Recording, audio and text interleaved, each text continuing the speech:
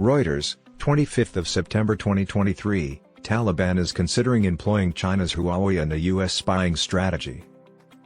As authorities look to supplement thousands of cameras already scattered throughout the capital, Kabul, the Taliban are building a vast camera surveillance network for Afghan cities, which may entail repurposing a plan crafted by the Americans before their 2021 pullout, an Interior Ministry spokesman told Reuters. The spokesman said that the Taliban administration has spoken with Chinese telecom equipment manufacturer Huawei regarding possible collaboration. The Taliban government has publicly stated that it is committed to reinstating security and taking strict measures against the Islamic State, which has claimed numerous strikes in Afghan cities. According to readouts from such discussions, the main focus of the relationship between the Taliban and several foreign countries, including the US and China, is preventing attacks by freedom-fighting militant groups, including well-known organizations like the Islamic State. However, several observers doubt the cash-strapped regime's capacity to finance the initiative, and human rights organizations worry that any funds will be directed towards suppressing protesters. There hasn't been any prior information released regarding the Taliban's plans to increase and oversee widespread surveillance, including acquiring the American dream. According to Ministry of Interior spokesman Abdul Mateen Thani, implementing mass cameras is part of a new security strategy that will take 4 years to implement. The rollout will focus on important points in Kabul and other locations.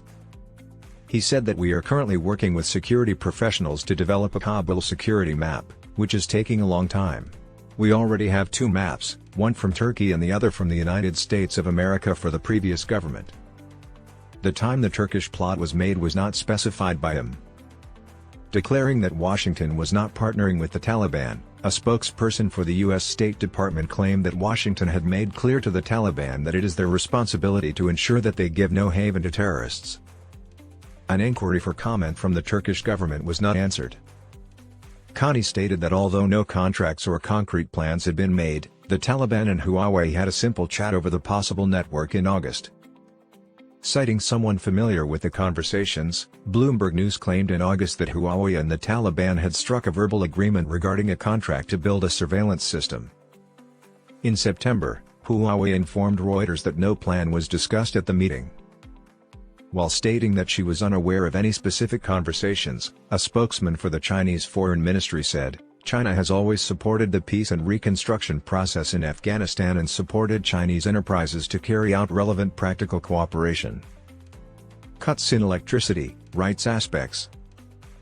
The Taliban claim that there are more than 62,000 cameras throughout Kabul and other cities, all under the supervision of a central control room. Based primarily on Western-led international forces for security, the former government of Afghanistan claimed that the last significant upgrade to the city's camera system occurred in 2008. In January 2021, as the international forces headed by NATO began their slow withdrawal, Amrullah Saleh, the vice president at the time, announced that his government would significantly improve Kabul's video monitoring system. He informed reporters that the NATO coalition supported the $100 million initiative.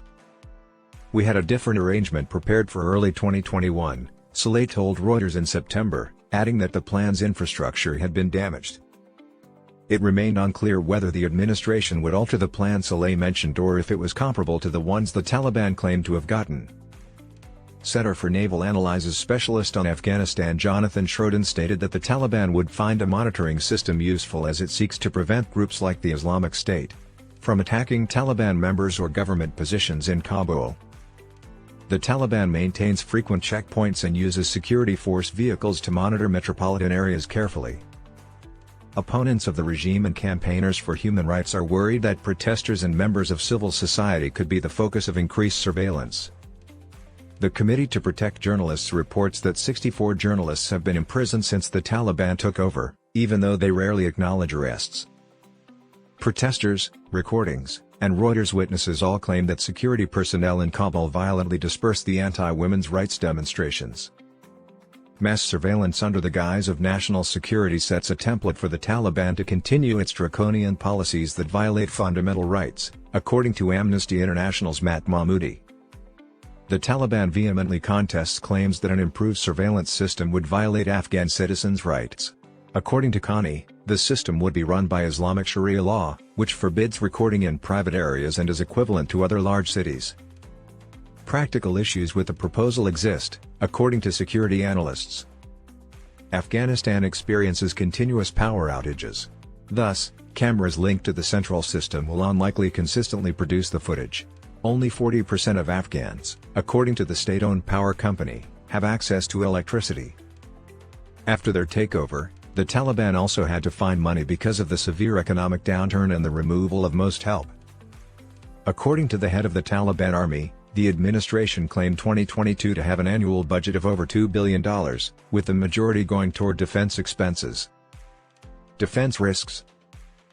The conversation with Huawei took place a few months after China held meetings with Pakistan and the acting foreign minister of the Taliban, during which the parties emphasized their shared commitment to counterterrorism cooperation. Another critical component of the U.S. agreement with the Taliban to withdraw troops in 2020 is combating militancy. The East Turkestan Islamic Movement, ETIM, an armed separatist group in China's western Xinjiang province, has attracted public attention. According to UN data and security experts, ETIM has a small number of militants in Afghanistan. A comment from ETIM could not be obtained. In Afghanistan, the Islamic State has also issued threats against Westerners. Last year, its fighters attacked a hotel well liked by Chinese executives, injuring several Chinese nationals.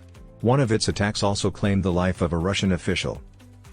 The Taliban dispute that militancy threatens their authority and declare that no assaults will be launched from Afghan land. They've made raids on Islamic State cells in Kabul public. According to U.S. Special Representative for Afghanistan Thomas West, at a public lecture on September 12, Taliban raids in Afghanistan since early 2023 have removed at least 8 key Islamic State and Afghanistan leaders, some responsible for external plotting. According to a July UN monitoring assessment, up to 6,000 fighters from the Islamic State and their families were present in Afghanistan. According to analysts, urban monitoring won't completely deal with their existence. Islamic State fighters' home base in Afghanistan is located in the country's eastern mountainous regions, according to Schroeden. Thus, although cameras installed in urban areas could aid in averting assaults, their eventual downfall is unlikely to be greatly impacted by them.